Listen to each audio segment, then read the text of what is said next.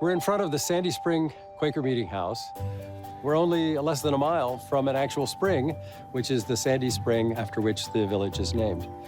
We think of the Sandy Spring community as really having a 6-mile radius from the meeting house. That includes a lot of other crossroads and villages, Olney, Brookville, Sunshine, Norbeck, and Ashton's part of that. This area was first settled by people of European descent in 1728.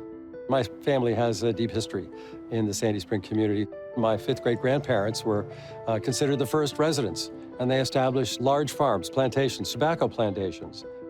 Sandy Spring actually played a significant role in providing the material needs of the new capital city, Washington, D.C.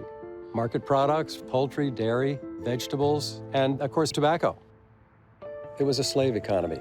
The Quaker settlers, who were the first Europeans to live in this area, brought slaves to work these farms. Already by that time, the early 18th century, Quakers were asking pretty serious questions about the issue of slavery and about the injustice that was involved in holding people in bondage. Between the 1770s and the 1820s, Quakers in Sandy Spring manumitted their slaves. Many of those slave families stayed on in this neighborhood and became wage laborers on the same farms.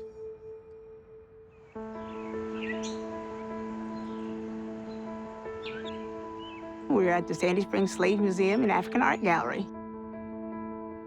We do a lot here. It's small, but it is mighty. So it's a lot packed into this museum. From the slave ship to the spaceship and on to the White House, and contributions and achievements of African Americans in between, from inventions, politics, political science, exploration, you name it, we try to touch on it. We are on Brook Road, which was actually part of the free black settlement here in Sandy Spring. Once the Quakers freed their enslaved people, people continued to work on Quaker farms and earn wages, and they started purchasing land. By 1830, there were 100 to 150 families here in Sandy Spring. The community coexisted harmoniously, from what I understand, but there was still separation. So the black community had to sustain itself with its own infrastructure. This was an oasis for black folks because just 5 minutes away, people were still enslaved.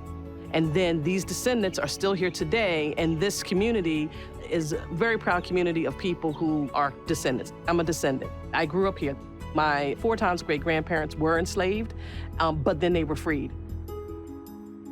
There's regret that it took as long as it did, but an acknowledgement that that process was underway nearly 100 years before the Civil War and the Emancipation Proclamation.